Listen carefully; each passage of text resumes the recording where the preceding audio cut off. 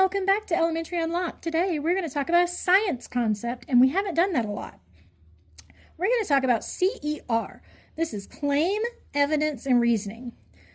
This is the first lesson that our students receive before they start in on their fossils unit, but it is meant to have them make a statement that answers the question and to provide proof that they are accurate. That's their evidence. And then to have reasoning, explaining how or why the evidence is supporting the claim. So this to me is your because, and that's my favorite word. I tell the kids all the time, that's my favorite. You want to say that the evidence supports the claim because it proves what? So let's look at a different version of the chart, and then let's look at some examples. Here is a chart for claim, evidence, and reasoning. So you see the claim is a pencil. That's where they're writing out the statement that answers the question. The evidence, that is the magnifying glass, where they're looking for the details and data to support the claim. And then the reasoning is the light bulb, because that is the idea where you're explaining your thinking of how you got from your evidence to your claim.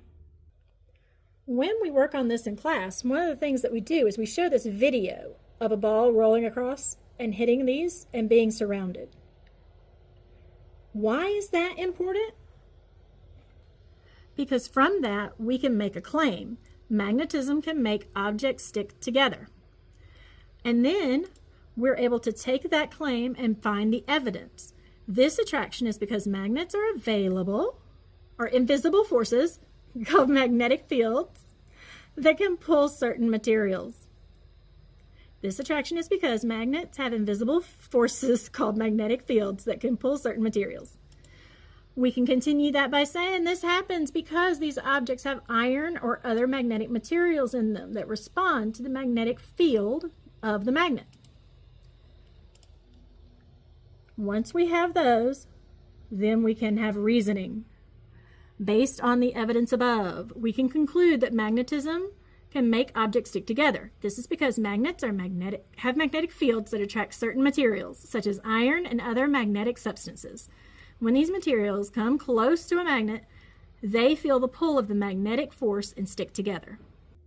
So this lesson on CER prepares the students as we move into fossils and we start talking about them to have a question such as, what did this living thing eat?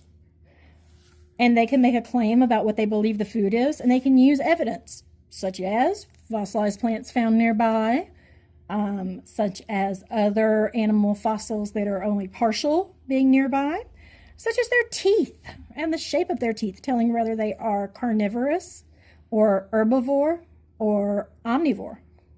And they can then provide their reasoning, their rationale for their thinking.